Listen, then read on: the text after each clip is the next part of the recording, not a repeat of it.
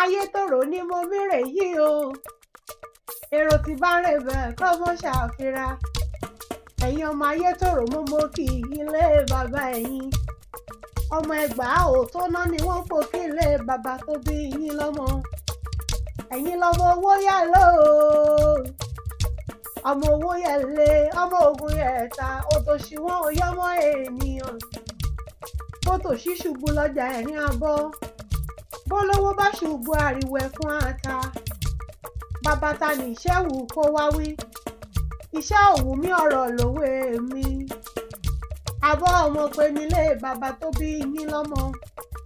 Adìyẹ òtòṣì níjẹ̀ láàrin ìgbẹ́. Olówó bàbá yín níjẹ́ ní gbangba oko. Oníyọ̀ wá mi délé mo gbógiri ròde. Ògiri omi pọ̀ ọjọ́ ká lọ ó dí kókó. Ẹ dákun ẹ mọ́ ṣe jẹ́ kómi ó pọ̀ ọjọ́ ká mi lọ. Ògiri dára mo dùn bàbá ọ̀lẹ. Ìran bàbá yín lọ́mọ akékàká. Rán ọmọ akékàká. Rán ọmọ akékàká kan lọ́rọ̀ ó gbọ́. Bọ́lọ́rọ̀ bá gbọ́ kí lọ́lọ́rọ̀ fẹ́ ṣe. Ọmọ owó yẹlé ọmọ ògún ẹ̀ta. Òtòṣì òyọ́mọ ènìyàn ni wọ́n kò kí ilé bàbá tẹ̀yìn.